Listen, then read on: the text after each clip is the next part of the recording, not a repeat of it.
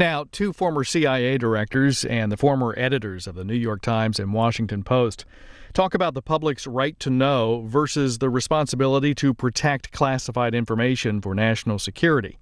This was part of a conference at the George W. Bush Presidential Center looking at the people, the presidency, and the press. It's about an hour and 10 minutes.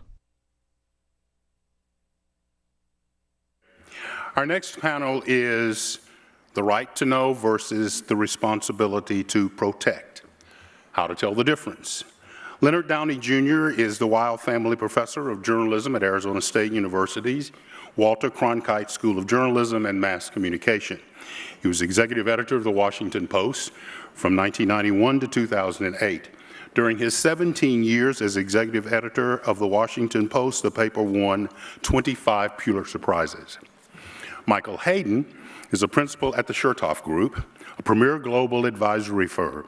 General Hayden served as the Director of Central Intelligence from 2006 to 2009, where he was responsible for overseeing all information concerning the plans, intentions, and capabilities of America's adversaries, producing timely analysis for decision makers, and conducting covert operations to thwart terrorists and other enemies of the United States.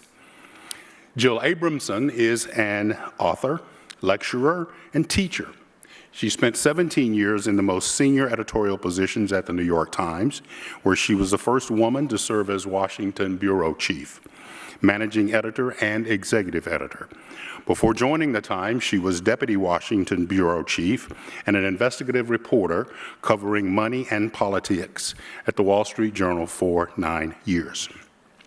Leon E. Panetta is the co-founder and chairman of the Panetta Institute for Public Policy and a former Secretary of Defense. Secretary Panetta's long and distinguished public service career has spanned the United States Army, the United States House of Representatives, the Office of Management and Budget, President Clinton's Chief of Staff, Director of Central Intelligence, and the 23rd Secretary of Defense. Steve Call, our moderator, is a staff writer at The New Yorker, the author of 7 books of nonfiction, and a 2-time winner of the Pulitzer Prize. He has been a reporter, foreign correspondent, senior editor, managing editor, and is currently the Dean of Columbia University Graduate School of Journalism. Please join me, ladies and gentlemen, in welcoming our panelists and our moderator.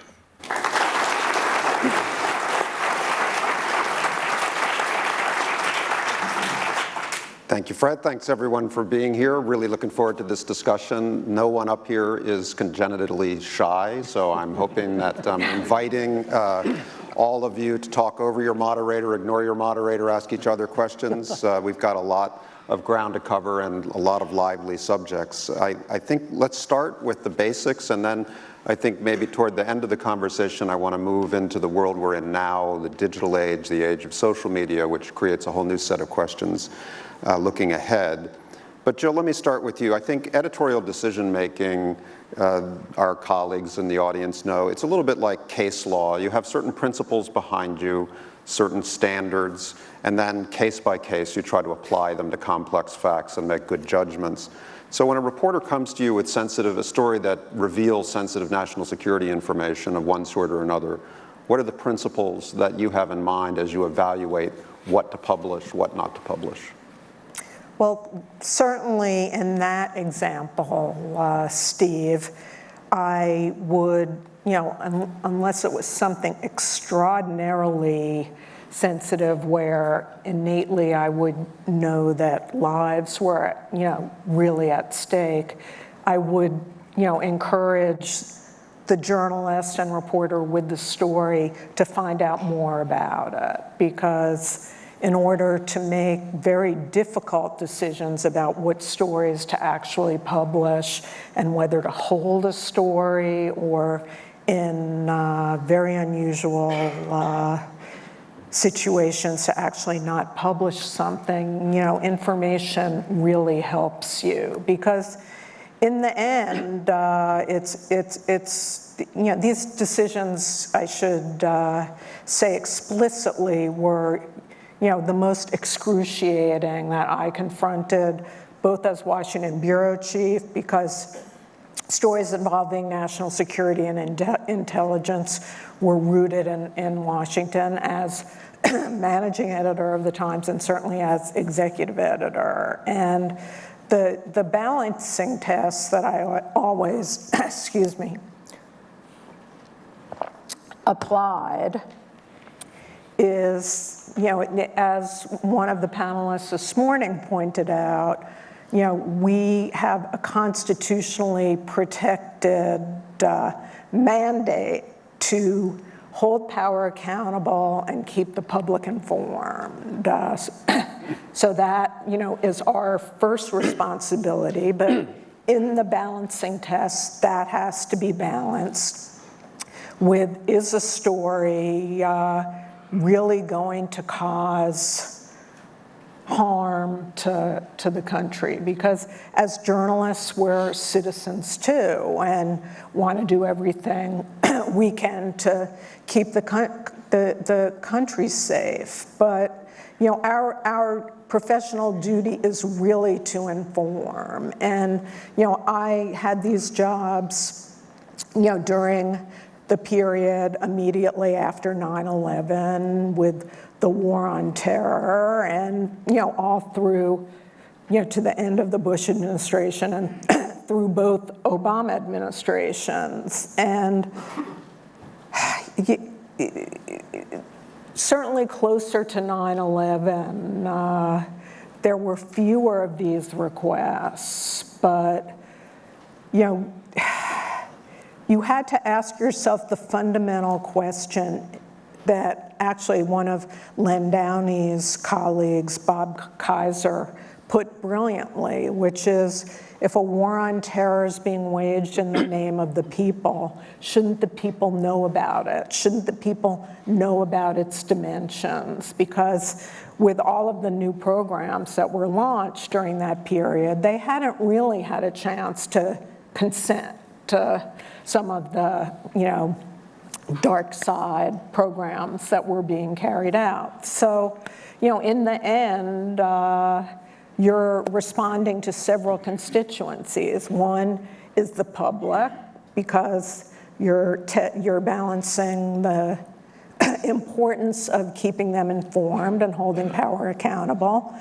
The country, you don't want to make a precipitous decision that could actually harm the country, and then your own reporters, because you get into what adds to the excruciating nature of these decisions is that the reporters have usually worked really long on these stories, and to get them ironclad, their sources have put themselves in harm's way. They feel their credibility as journalists is on the line because their sources expect a story to be published. And all of those balls are in the air. So the first thing, at least that I did, is when an administration raised serious national security concerns and asked the New York Times to either hold a story or not publish it entirely,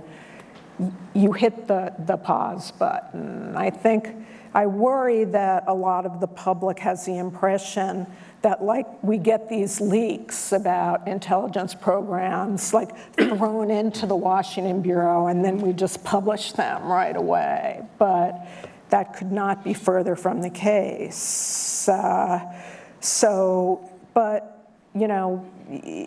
don't think it's right to just assume that administrations and presidents and their chief intelligence aides are crying wolf, and that being cavalier and to publish something quickly, I think, is not the right response. I know over time, because the requests became more frequent to various news organizations to hold stories or kill stories, that there are news organizations, big ones in Washington, that no longer call the White House for comment on some of these stories, which is sometimes, not always, how the administration finds out that you have a sensitive story in the works.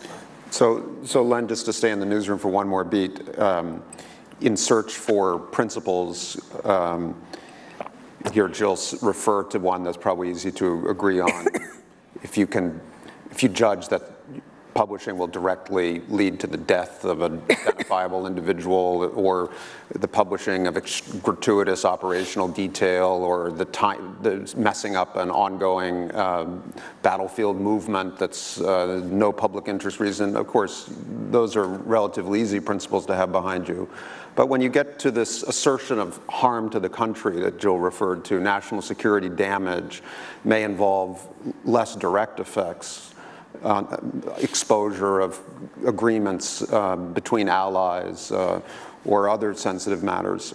How do you think through that territory? And are there times, I've worked with you, of course, and watched you make some of these judgments, but how did you define national security damage while you considered whether to withhold a certain detail? Well, as Jill said, we seek information about that and then try to make the best decision after having as much of that information as possible, including from experts on our own staff. You were an expert in one part of the world, for example, and we've had others in our staff. I think it's probably best answered with one illustration, which is a double Pulitzer Prize winner, Dana Priest, who, when her beat was the intelligence agencies, she is a very gifted reporter who had many, many sources from the top to the bottom of the intelligence agencies.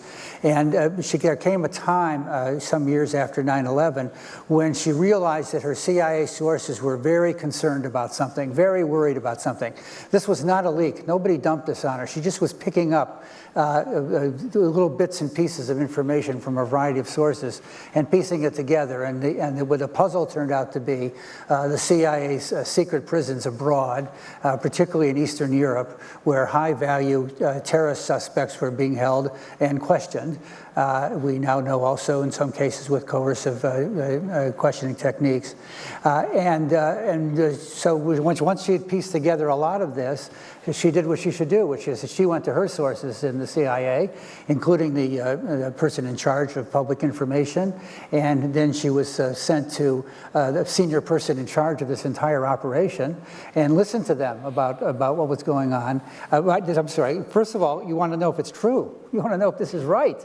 And so that's another reason why you go to the government, and to hear that news organizations may be publishing things without talking to the government at all is scary, because first of all, it may not even be true. And so you want to establish the veracity of it, and then you want to establish, are there national security concerns, and if so, what are they? And what different kinds of decisions do we have to make? She kept me informed all through this, all through the whole matter. And finally, when it became clear to them that we were going to publish some kind of story, but we're still trying to figure out what to include and not to include. During my quarter century of making these kind of decisions, we usually ran the story, but we often withheld very specific details. Obvious things like code names of operations, names of individuals, locations of where the earliest drones were shot up from. We did one of the earliest stories about drone warfare and kept the name of that country. I'm still not going to say the name of that country because I don't know if I'd have to ask Mike if I'm supposed to. Not because the government told us not to, but because they made a good showing that if we named that country at that time, it would end. That program would end. And we didn't want to do that, but we wanted Americans to know that drone warfare was going on. So in this case, we went to the CIA at the invitation of either the director of the CIA or the director of national intelligence, who was newly installed at the time, and listened to them first argue that we shouldn't run the story at all, and then, as usual, I ask lots of questions. What is the specific harm involved here? What could be the harm to human life? What could be so on? And the various kinds of harm that were introduced was, one, it would just be bad for the agency's reputation. Well, you can strike that off. Secondly, that means that our allies wouldn't trust us with secrets. Well, that's your problem, not ours. And then we got into serious things. They'd have to shut down the secret prisons, most likely, once they were located. But more importantly, there was other kinds of cooperation going on with one or more of these countries in Eastern Europe, counterterrorism cooperation, that if they were identified as the country with countries holding with these locations, that it could bring down governments or certainly end their other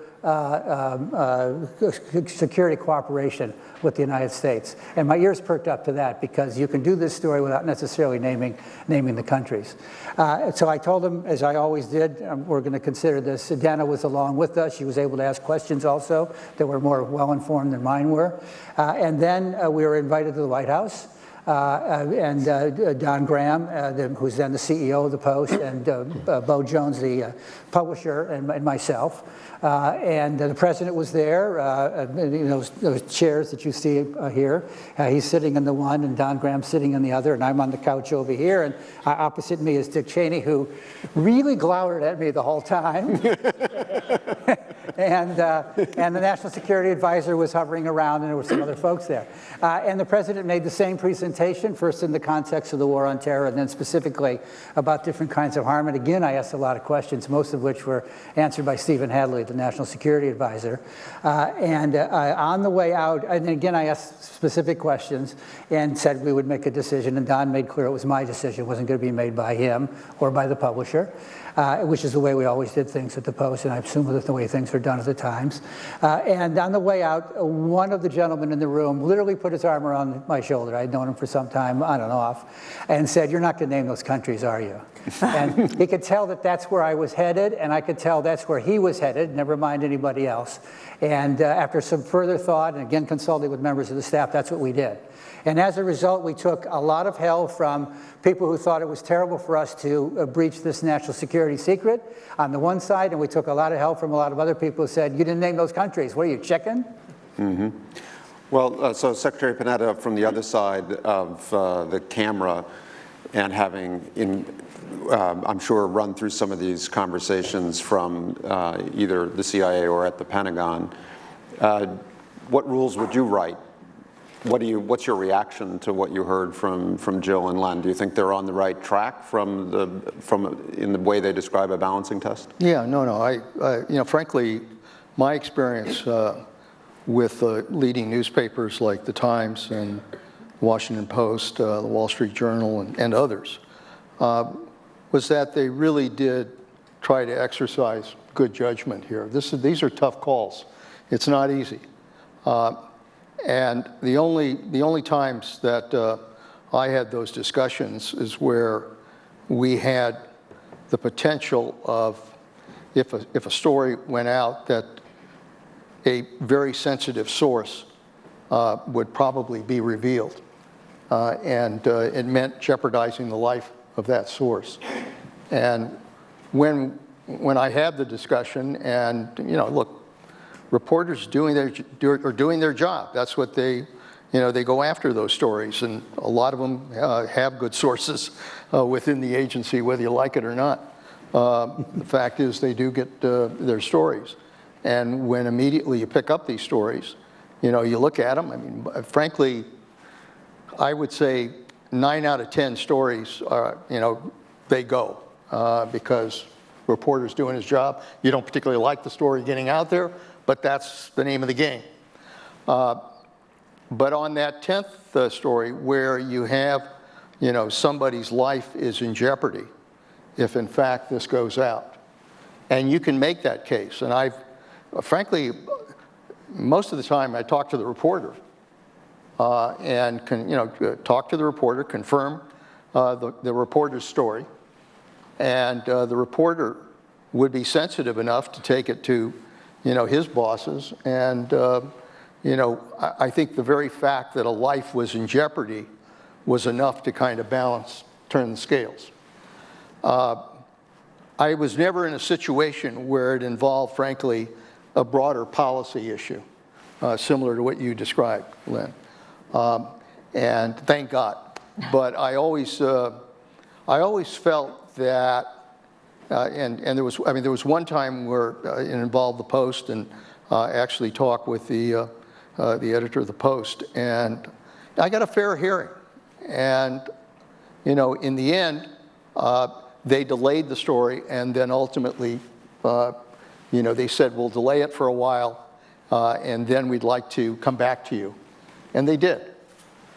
So I have to tell you, my experiences were that this was pretty straightforward, and that I was really pleased that when you're making these decisions, and don't forget, they do have a reporter, they got a story, it's a hot story, it'll make a lot of news, and to be able to pull back from that because the national security or national interest is involved is not an easy call, but at least in my experience, the paper's always made the right call.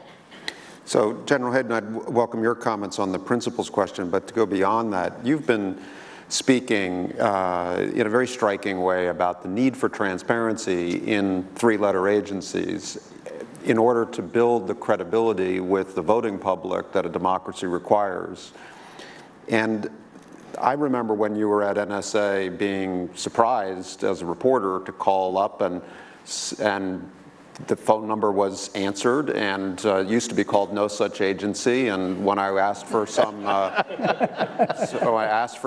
help, the next thing I knew, I was having lunch or coffee with you in your garden. And I was struck that you seemed to have a self-conscious strategy of trying to build some kind of balanced visibility for a secret agency. What was on your mind in those days, and what's the broader goal that you think we can reach? Well, a lot of things to comment on. So Steve did make the call. The traditional answer when someone called the NSA Public Affairs Office was, how'd you get this number?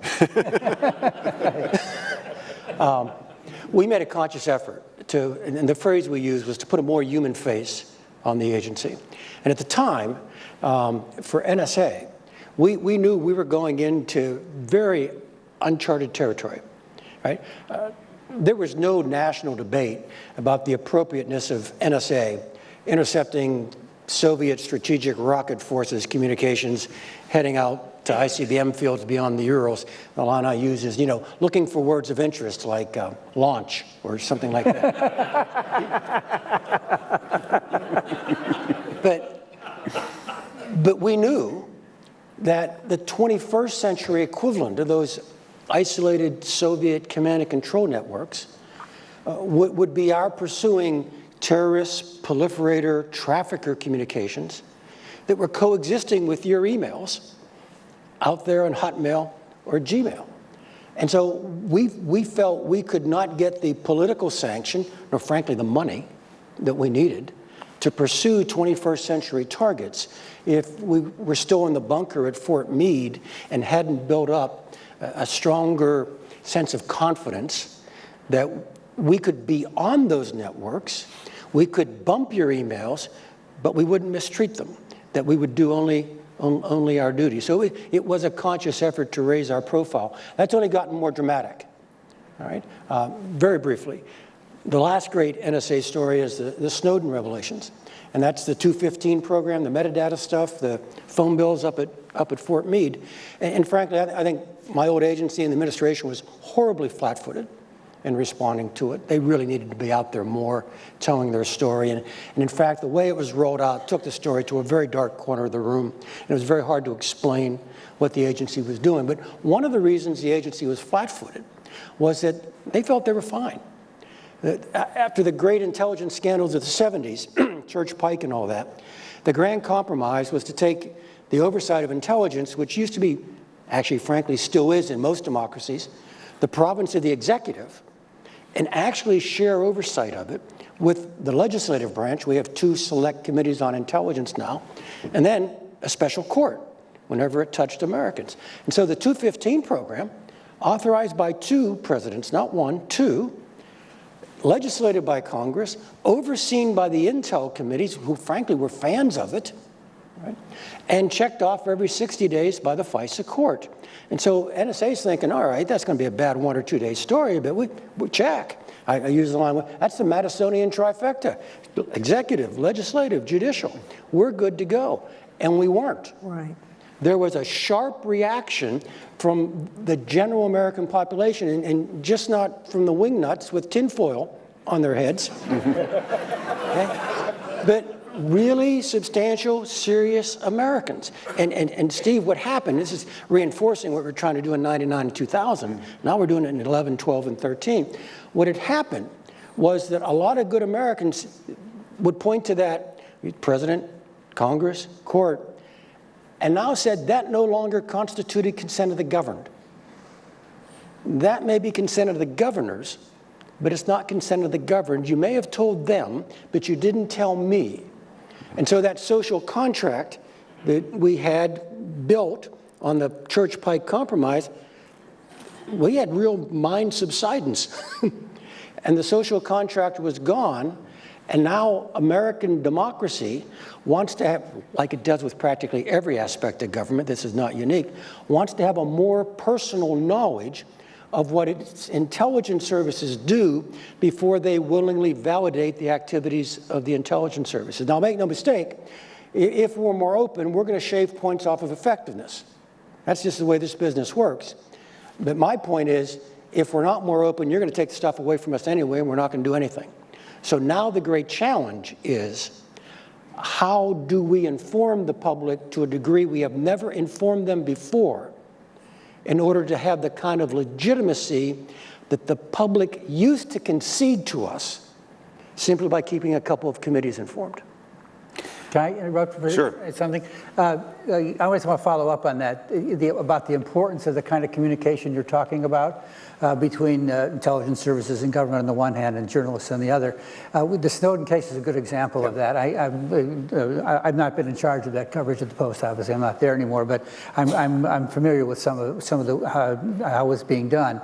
And it has been very important for the protection of national security for communication to go on between the journalists and the government. Yep. In the case of Bart Gellman at the Post, Bart's been very good about all the people working with him. Yeah. And it's to the advantage of the journalism, for one thing, to make sure it's accurate, because you've got a bunch of memos and complicated technical stuff that you don't understand if you don't have help. And in some cases, it turns out to be a proposal and not something that actually went into action, which you don't find out unless the government will cooperate with you in going through it.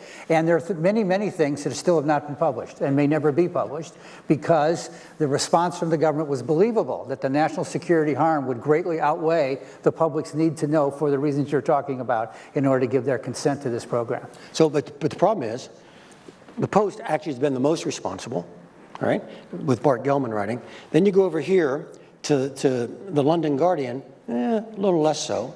Then you go over here to Glenn Greenwald and Laura Poitras, and there are no limits. And so, they're offshore. They're not in the United States, which is which is a question I want to come to. But since we're talking about Edward Snowden, I was struck that the former Attorney General Eric Holder was quoted last week as saying that he thought in the end that Snowden had done some kind of public service. I don't know the context in which he made those remarks, but that's what he was quoted as saying. Even though he broke the law, Holder also made clear. Yeah, he broke the law, but it ended up doing a public service. Coming from an Attorney General who oversaw the greatest number of press leak prosecutions since the 1920s, it's a little bit something to discount. But I wonder, in the end, starting with you, General Hayden, do you agree? What you were saying suggests that it was necessary to bring the public into this conference. So I've actually spoken a lot about this. And in my bottom line is that young man accelerated but badly distorted a necessary national conversation. And the other 98% of the stuff he gave to these reporters had nothing to do with your privacy or mine. It had to do with how your nation, Great Britain and Australia, collects legitimate foreign intelligence. So I was actually offended by the Attorney General thinking that that slice there somehow ameliorates all that. Secretary Panetta? Well, look, you've got an individual who, and we in the intelligence agencies, you're dealing with national secrets, classified information. The President of the United States has the responsibility to defend the country using both covert and overt operations to protect the country. And so in order to maintain covert operations, you have to maintain classified information. And you need people who swear an oath to basically protect classified information. The place couldn't operate. Intelligence agencies couldn't operate if everybody decides on their own what they think should be revealed and what they think ought to be held. I mean, the reality is things are classified, and you're sworn to protect classified information. So when you have somebody who decides, I'm going to dump a bunch of classified information because I don't like some of the things I'm seeing, he violates the law, and he ought to be prosecuted for violating the law. He ought to be subject to justice and be tried. And I think, you know, if he really felt loyalty to this country, there's no reason why he should hide out in Russia or hide out in China. He ought to come back here and face justice on that issue, and he can present whatever defense he wants. So it's wrong and ought not to happen. Now, is the debate on the issue that he discussed, is that a good debate that this country should have? Of course it is. But that doesn't justify what he did. You know, look, Willie Loman used to rob banks. Doesn't make him a hero because we now know we should protect our money in the banks. And the same thing is true for Snowden. He violated the law. He's subject to being prosecuted under the law. And that, you know, let me add to that the information that was revealed, in fact, did damage the security that we had developed in terms of being able to track terrorists. The reality is that terrorists don't use the same systems anymore. And so we've got to redevelop our approach to how we track terrorists. It's impacted on the security of this country. It's impacted on lives that were out there because there are sources out there whose lives were jeopardized by virtue of revealing that information. So understand the damage that was done. Should we have a debate on transparency and what we're doing? Absolutely. But you don't do it by dumping a bunch of classified information that could jeopardize and damage the security of this country. Steve, just to point out the obvious, the Secretary and I are talking about Snowden. We're not talking about Gelman. And that's not the way the conversation would go in some other countries. Right. And well, can I go to prior restraint and let you also join in on this? Because given what Len pointed out, that there were, Snowden did make a decision to use journalists as interlocutors and as gatekeepers, and he turned over the judgment of where the balancing test lied to he spread his bets. Gelman, The Guardian, The Intercept. So he made diverse choices. But suppose he had built a website and decided just to dump all the documents himself, which is not out of the realm of possibility in the world we're in now. It brings us back to the question of whether the government will, again, after the Pentagon Papers case, make an argument for prior restraint on the press. And Jill, you mentioned to me when we were preparing for this that there were a couple of times after these close call decisions were made that you guys at the Times feared prior restraint. Yeah. So talk a little bit about whether you think we're close to, because the Pentagon Papers, I'm not a lawyer, but my understanding is they do not, that Supreme Court decision does not preclude prior restraint. It just set a high bar. It just set a very high bar. Amazingly high bar that I don't think the Snowden website wouldn't cross that bar? Oh, in that, I don't know, but you're right that I worried that the decision that the Supreme Court reached in the Pentagon Papers case in 1971 isn't ironclad, but the bar is really high, as you said. I think, I just wanted to make a further point about, the precursor in a way to the Snowden story was the 2005 story that the Times broke by Jim Risen and Eric Lichtblau about what was illegal, warrantless eavesdropping of conversations between people in the U.S. and people overseas, and that was not, legal, and that in the balancing. If I remember this correctly, there was when you were Washington bureau chief, the White House asked you to withhold a version of that story. You chose to do so. Then later, it was published, or am I confusing two? I was the Washington bureau chief. I received the urgent request that both Jim Risen and Eric Lischblau cease all reporting on this story, and that when they actually, I said no to that. I think any responsible editor reflecting what Len said wants more information, and you wouldn't, the reporters who cover intelligence tend to be very careful just on their own.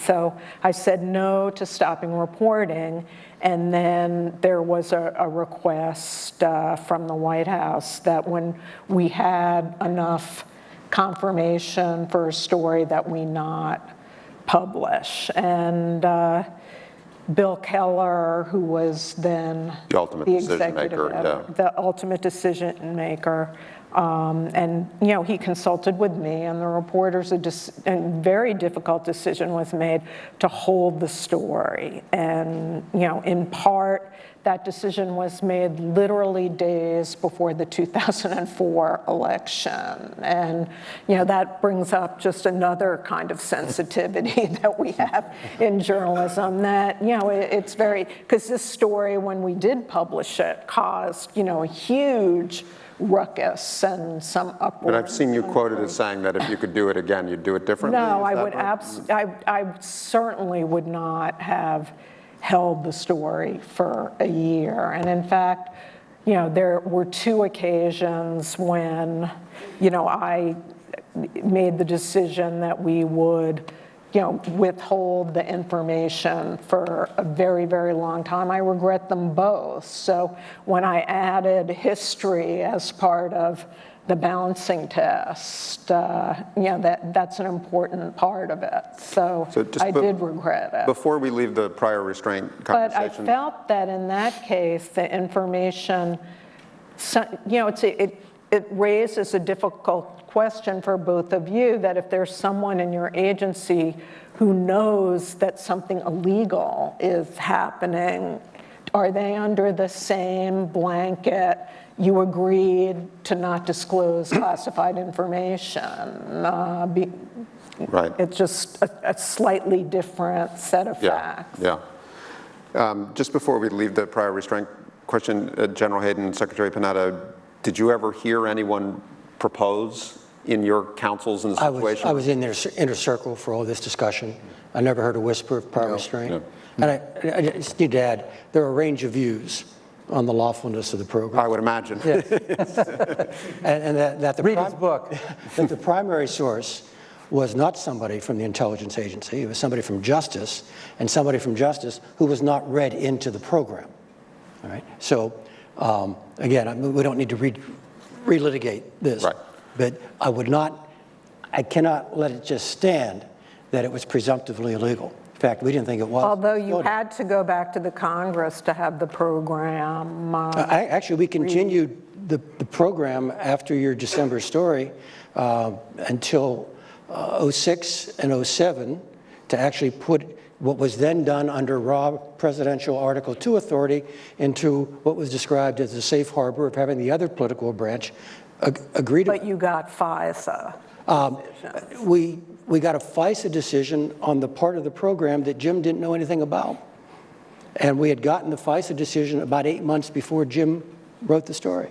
There's not just prior restraint, which of course this country is unique in not having prior restraint. Every other country in the world has it, including Great Britain. In very pernicious which is why the Guardian ended up. The so-called D notices, where the government simply would have sent a notice to her telling these guys have to stop. You can't tell anybody that we even sent you this notice. Well, that's it, or else you're going to go to prison. That's why in the Snowden case, the Guardian moved to New York, the Guardian, based in Britain, which has no prior restraint protection, they literally had to let government officials watch as they took sledgehammers. But there is the threat of prosecution afterwards, which is increasingly serious. We were talking about this depending upon who wins the next election.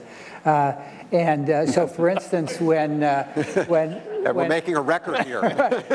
when I was managing editor and Ben Bradley was executive editor, we were going to publish with something involving the CIA. And Bill Casey took us over to the University Club around the corner from the Washington Post and threatened to have us prosecuted if we published that story. So Ben immediately called his friend Edward Bennett Williams, who immediately called the Justice Department. They said, yeah, Casey was just over here saying that he wanted us to prosecute you if you run the story, and we laughed him out of the office. Well, I'm not sure that would happen now, because the aforementioned Holder has prosecuted a number of government sources, and in one case, in the Risen case, the Justice Department brief and a U.S. Court of Appeals decision cited him as aiding and abetting, and he essentially called him a criminal for dealing with this source. And I think we're getting closer and closer to a worrisome place, not with prior restraint, but with criminal prosecution afterwards. Right, the criminalization of the reporting process surfaced a couple of times in those cases.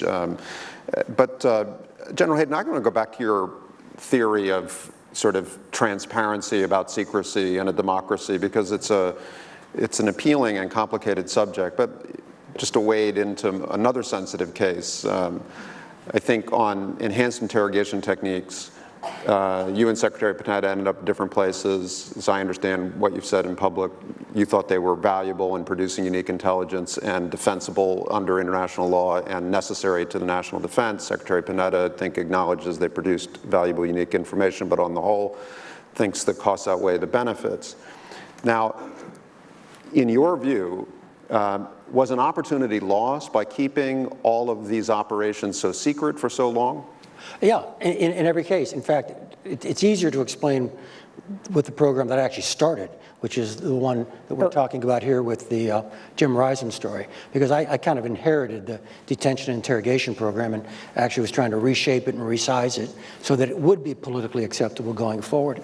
But in this case, one of the big itches in the story of the Stellar Wind program was what we called what the New York Times story was about. And one aspect of the Stellar Wind program was actually the 215 program that Snowden released. And it had pretty much gone on largely unremarked in even the press exposés of the program. That, again, that's metadata, that's your phone bills, that's up at Fort Meade, very closely guarded, rarely addressed, under tight restraints, which is a good part of the story that unfortunately the administration didn't tell. All you heard was they got your phone bills at Fort Meade, and it's part of a gajillion record database that seems, frankly, might be very, very ominous. In retrospect, all right, we, I think, could have immunized the community against the public reaction that program got by the way that it was rolled out, by simply being more candid about the value of metadata, how metadata is used, and frankly, maybe even pointing out that metadata, yours and mine, is not constitutionally protected. In other words, begin to let the public broadly in on the broad trajectory that the demands of security have placed on security agencies, so that you have a better idea. I use the word transparent, and I was on a panel like this, Steve, about a year ago up at Aspen, and I said, we're just going to have to be more transparent. And Mike Leiter, who used to run the National Counterterrorism Center, and I think the Secretary knows him very well, great guy, Leiter turns to me and says, Mike, I agree with your principle, but it's not transparent. This is talking about the intel community now. We need to be translucent. And it's actually a very elegant distinction. You know, transparent, you can, when you turn the gain up on the microscope or the telescope, get to the fine print and begin to make public those things that make doing that stuff in the first place not worthwhile, because the adversary knows as well. But translucence, you know, for the public now, not the oversight committees, they get total transparency. But the public gets translucence, which is they get to see the broad shapes and the broad movements of what their intelligence services are doing. Unable to get to the fine operational print, which could be destructive, but to see enough of the shapes and the movement to get a broad sense of what's going on and to build up, again, that level of validation that I think we're going to need to go forward. So we've been, please go ahead. No, I was just going to say, I think I think the fundamental principle here is trust in the American people. And the reality is that if the American people know that steps are being taken to protect their national defense and their national security, and they know what those steps are, the American people will be supportive. If you try to keep that from the American people or hide it from the American people, then obviously there'll be a lot of concern about just exactly what is going on to protect our national defense. I always get asked the questions about the things that are going on, and I remind people that when 9/11 happened, this country rose up in anger, asking, how the hell did we let that happen? A national commission came together that was established in order to determine why did that happen? What went wrong? And they determined that intelligence agencies were stovepipe, they were not sharing information. They determined that other agencies were not working effectively to track terrorists and be able to determine who was trying to attack this country. And as a result of that commission's report, a number of steps were taken to improve our intelligence operations, our intelligence sharing, our law enforcement operations, our counterterrorism operations, basically aimed at trying to protect this country and making sure we didn't have another 9/11. And it is important that the American people be reminded of the fact that these are steps being taken to protect them. I don't believe that we have to choose between protecting our freedoms and protecting our security. In a democracy, you've got checks and balances. You do have, laws that are passed. You do have an executive branch. You do have a legislative branch. You do have a judicial branch, all aimed at making sure that we protect our freedoms at the same time we're protecting our security. But there's an additional job there, which I think Mike is getting to, which is that you can't just keep this to yourselves. You've got to be able to define this in a way to the American people. Big part of that responsibility is with the president. Big part of that responsibility rests with people who head some of these agencies to make clear that we are not just operating behind a wall, that what we're trying to do is to fundamentally protect this country from another 9/11 type attack in order to protect you.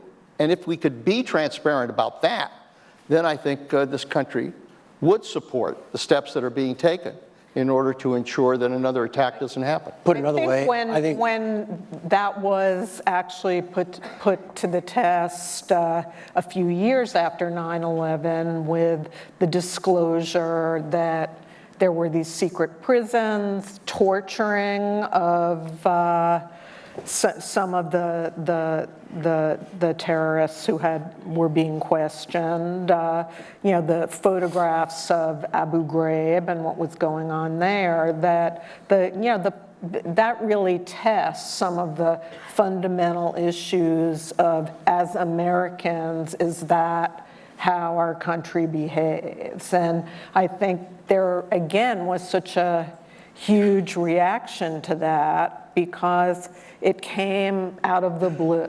The public had no idea that such things and such methods were being used. And I agree with you that, where in the end these decisions reside has to be the White House, because the White House is charged, the president is charged with defending every word of the Constitution. That's what happens on Inauguration Day. And at least First Amendment concerns should come up. But certainly in the case of leak investigations, I don't think there was ever anybody in the room when they were discussing whether to approve a criminal case against a source or not about how, what the consequences for informing the public are. What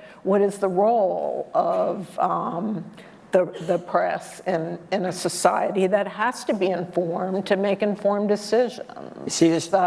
And so I was always uncomfortable when their request to hold a story came from the NSA or the Department of Defense or the CIA, because, you know, you have a specific mandate, your agencies, and I understood and respected how carefully you take that. But the president's mandate is a little different. It's supposed to take what we do and the importance of informing the public into account. And in the end, that's why I actually went on one of my trips to Washington. I asked the DNI, James Clapper, because many of the requests were coming from him. You know, and so I asked him, could we just get together and kind of talk through all this? And he was very open to doing it. And, you know, I think it actually, as your garden visits with Steve may have helped, I thought that it helped for him to understand sort of my mandate. And Steve, I just add, the discussion we've just had shows the weight of the responsibility to all the actors here in the play. I am probably almost as uncomfortable as you are with the prosecutions in the last several years. Not that these weren't bad things and these people did bad things, but the collateral damage to the free press and to legitimate inquiry was going to be very, very considerable. By the same token, though, you mentioned Abu Ghraib. So let me talk about the weight, the burden on folks like this. I think the press should have gone with the Abu Ghraib story. I don't think they should have gone with the Abu Ghraib pictures. And I'm here to tell you my professional judgment. There are Americans today who are dead because the press published the pictures of Abu Ghraib. Now we can argue about were the pictures necessary or not for the intent of the story. My judgment is probably not, and certainly if you weigh the influence, not that those pictures had on the American public, but the influence those pictures had on our enemies. So the structure of the digital age is global. That's one of the reasons why your case has, extra credibility, because of the distribution structure of those photographs is instantly global. So Len, I want to ask you, back to our editorial decision making, the Washington Post, New York Times, they're seeking global audiences. They're seeking to make money from global audiences. Mm-hmm. They're global publishers. Everybody is in the digital age. So are your judgments now affected by whether or not the public interest of the Democratic Federal Republic of Germany is served by disclosing that we're listening to Angela Merkel's phone? Are you global in that sense? That doesn't particularly concern me, but the possibility of harming human life in Germany would, just as the possibility of harming human life in Fairfax, Virginia, if we published the story about the kidnapping of the rich family's kid, while the police have asked us not to, while they continue to try and find him and keep him alive, would be part of our decision. And I can't see anything different in Germany or Thailand or anything like that. In terms of political impact, no, I was not concerned about the political impact in the Eastern European countries of the secret prison story, if we name those countries. I was concerned about what I was convinced of by American authorities, the harm that would have been done to counterterrorism, relationships with them that might have harmed American national security. So we're a few minutes away from taking your questions as we wrap up. So if any of you do have questions and want to make your way to the microphones, please go ahead. I want to get in one question about the time we're in now, because we've talked about how the structure of disclosure of national security information by the Snowdens has changed in the era of big data. You can take out all of this information on a thumb drive. But so has the structure of publishing. We're having a conversation remembering a universe where the Washington Post and the New York Times were just about all that mattered in these things. And unfortunately, that's not the case anymore. And one manifestation is the rise of social media platforms like Facebook and companies like Apple and technology companies like Google that are global in their business models, have interests that are very divorced from the way the New York Times newsroom would have defined such judgments. So, General Hayden, I was struck, as I'm sure anyone reading the news was, by your statement about the Apple encryption case when you came out and thought that against the FBI's pursuit of breaking that encryption. And so could you explain why you ended up on that side of that issue, and also where the dominance of these social media platforms as distributors of information and news takes us as we wrestle with the issues we've been talking about? So very, very briefly on the Apple case, I think you're all familiar with the Bureau wanting Apple to bust through the encryption. Frankly, to my mind, it's not a constitutional question. I think the government has the authority to direct Apple to do it, all right? It's not a privacy question. He's dead, and it wasn't his phone, all right? There's no privacy implications here, right? It's a question of security. And my judgment was, although the government had the right to do that, I just didn't think it was a very good idea to do that. There are lots of dangers to American security. Terrorism is one, criminal activity is another, so are cyber attacks.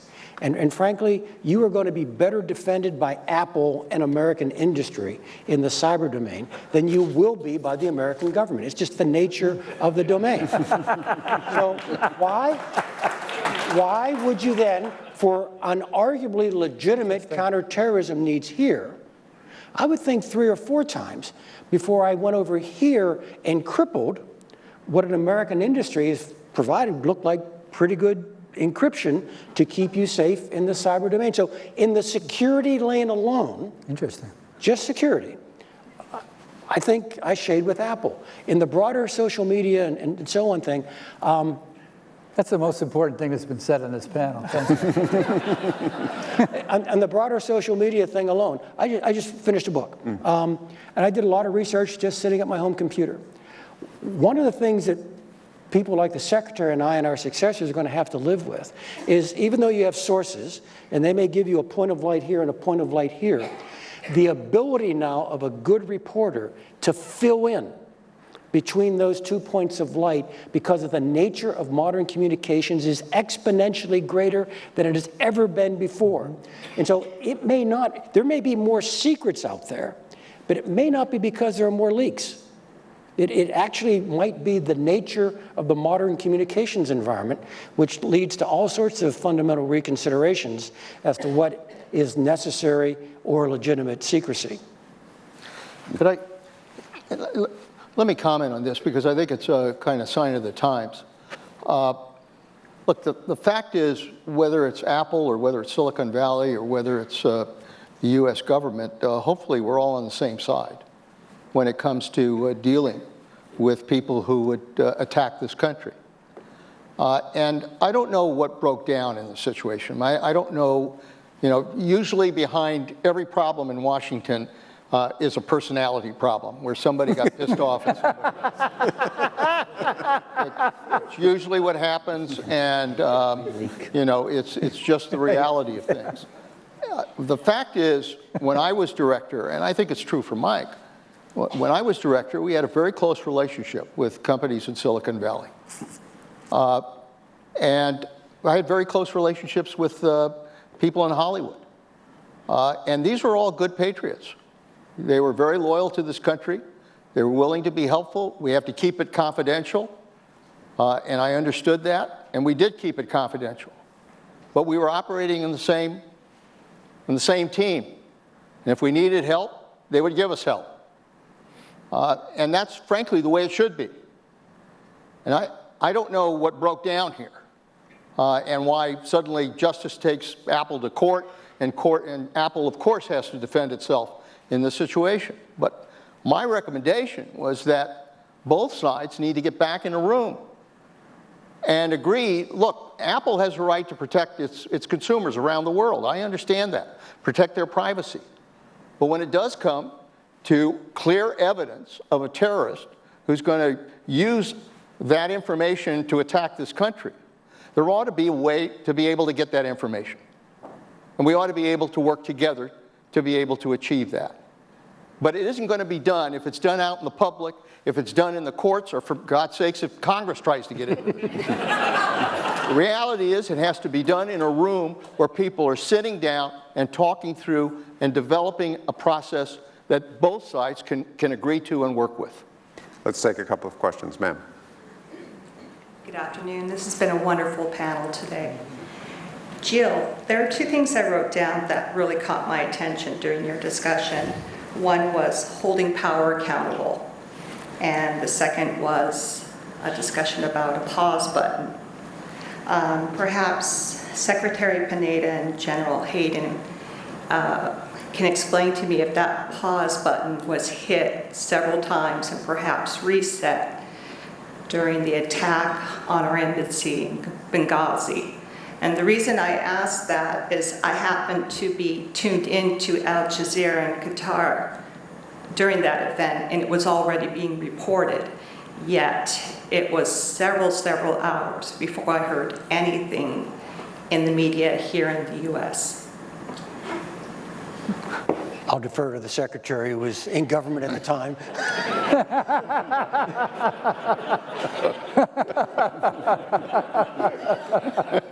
You can't get away from this stuff. Look, there was no pause button. There were no discussions with the press. That event took place. The press was made aware. They knew that the attack was taking place, and they published whatever they wanted to publish on the issue. There was no effort to try to in any way impact on the press and how they reported on that incident. Please believe that. I mean, there's enough screwy stories going around already. Don't believe that. Yes, sir.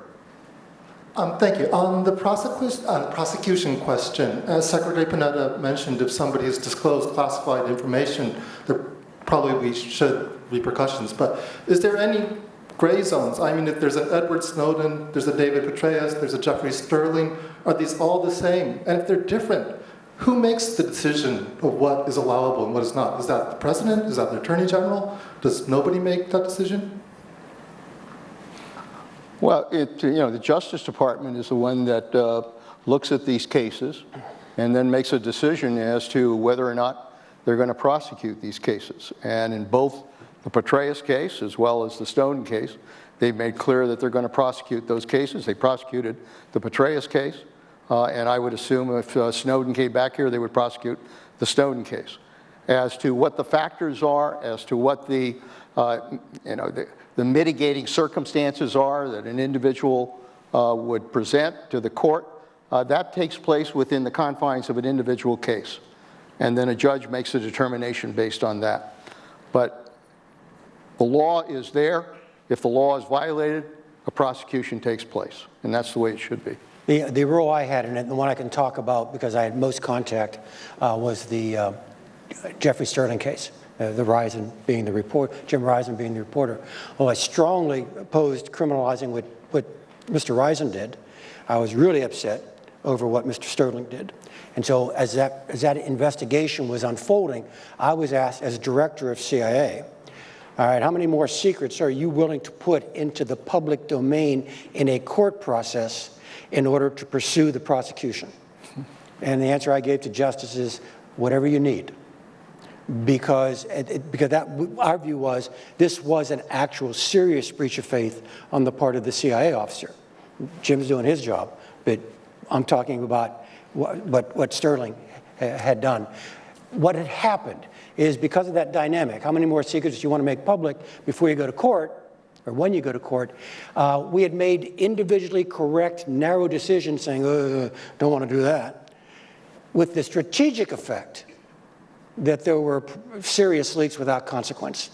And so that was my contribution. Everything after that's justice. We had nothing to do with it. I want to say two things about this whole classified area. Number one is many times when there's, in my experience, a number of times when there have been leaks of important information, it is from a relatively low-level person, and you kind of wonder, how did they have access to that in the first place? Chelsea Manning being a good example, for example. And so there are real breakdowns in the intelligence services about how secrets are being kept. Yep. And that needs to be remembered when you consider these things. The second is the overclassification of sensitive information, which I know the General agrees with me about. It's ridiculous. Again, the Chelsea Manning case, when you saw all those documents that were classified, some of them were newspaper stories. Or in the case of... Shows you the respect we had. Yeah, right.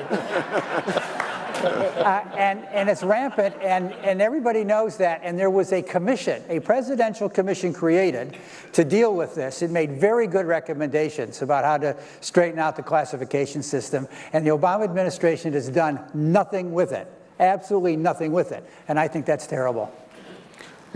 Mike Hayden and I probably went through this, but when we did our books, I did our book, and I referenced some operations that that my agency was involved with, and talked about some stories that were in the New York Times, in the Washington Post. Yeah. And they said, well, you have to have all the stuff presented to the agency, and the agency said, no, it's classified. I said, but it was in the New York Times. And the President of the United States, by the way, spoke about it. Right. That's publicly. true. Yeah. So what am I missing? Right. But I couldn't do the It's like the old thing about if you have a hammer, you want a nail. Well, And so if you have a job of classifying things, you want to classify things. yes, but for both of you, from your experience at CIA and both as authors of very useful memoirs and books, I have an office groaning with the memoirs of CIA officers. I'm just groaning. There's no other secret agency in the world, I think, that has produced so many books.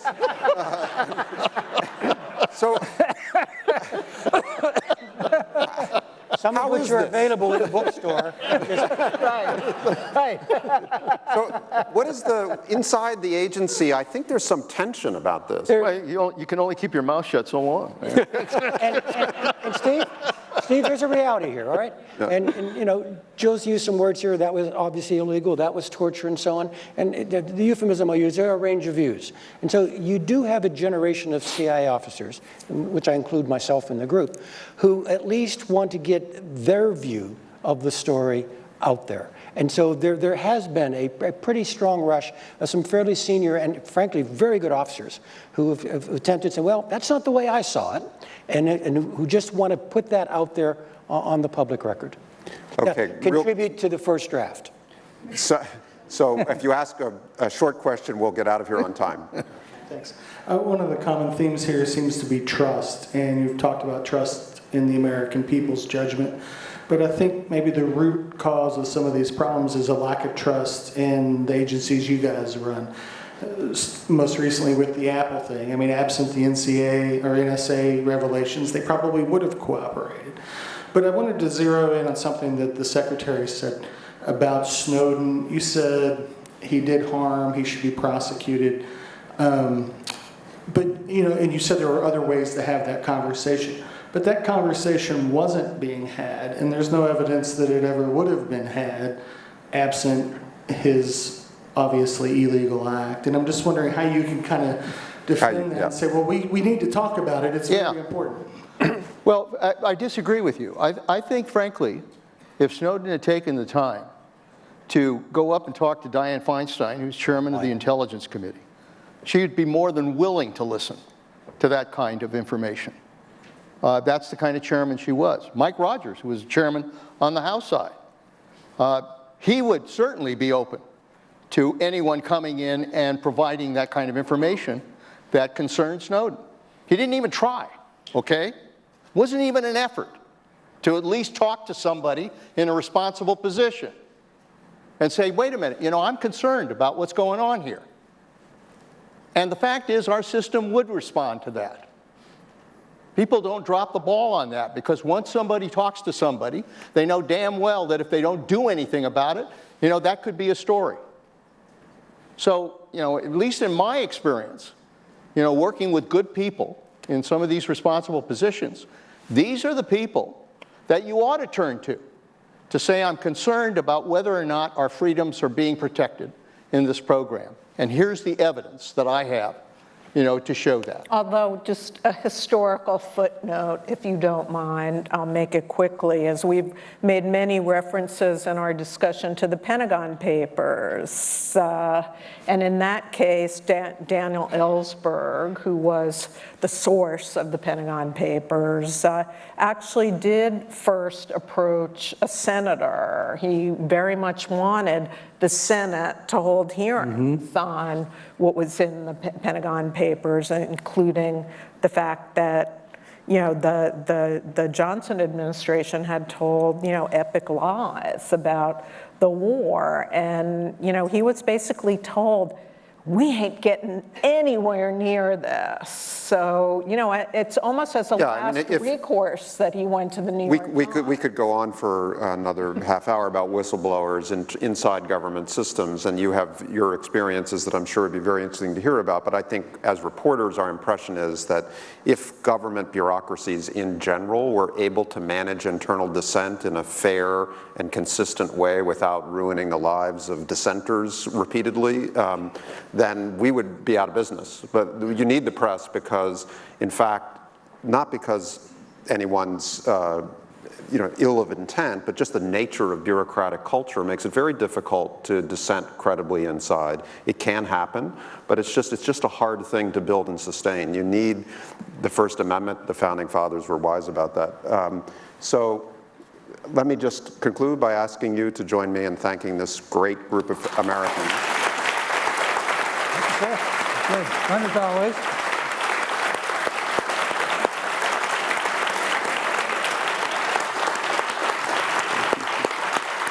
Thank you all.